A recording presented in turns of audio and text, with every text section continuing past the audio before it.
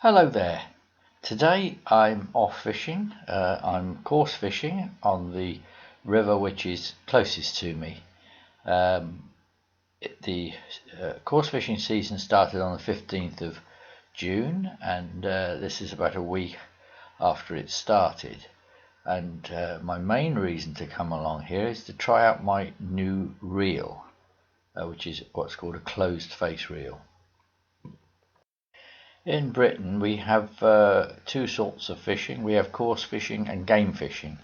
Game fishing is for trout and the salmon family, and coarse fishing is for all other fish. Coarse fish usually breed in the spring at a different time to the game fish, the trout and the sea trout and the salmon. Anyway, you'll notice I've got my float held from the bottom of the float, which is something I don't often do, but I met somebody when I parked my car, a fisherman who was leaving, and I noticed that that's how his rod was set up. So, and he kindly gave me some of these float stoppers, which I'll show you. I've never used them before. They're little rubber things which are fitted to wire loops, and you just pass the line through the wire loop and then pull the rubber stopper onto your line, and you can move them up and down. I'll show you a little bit more of that later.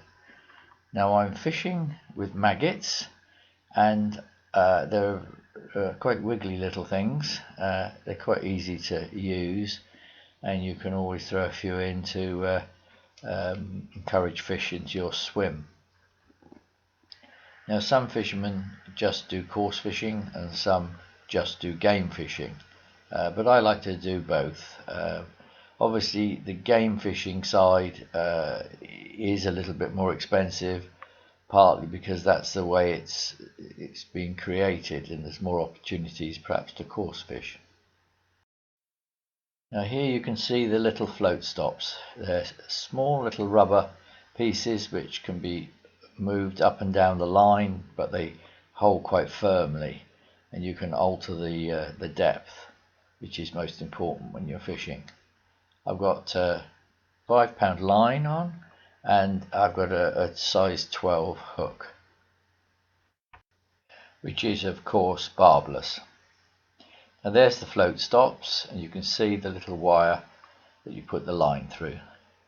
Now I like to use this rod on this river because it's a 10-foot rod, or 3 meters, but the most important thing, it's a 2-piece rod, so it's quite long to carry, but it's got these standoff rings so that the line is held away from the rod, which I think is important when the line gets wet, because it could stick a little bit on the rod itself and slightly inhibit the cast.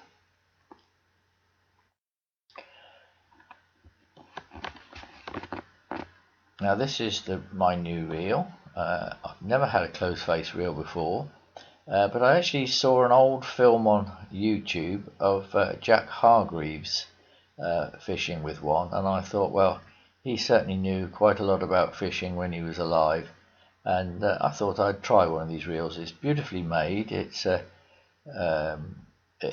obviously it's made in Japan, but I bought it actually from an American dealer, and it's very well made, and it you can see it's a Daiwa. Well, I did start to catch a few perch. This is only a little one, and that will soon go back into the water, and so will this one. I think this one's so keen it jumped in on its own.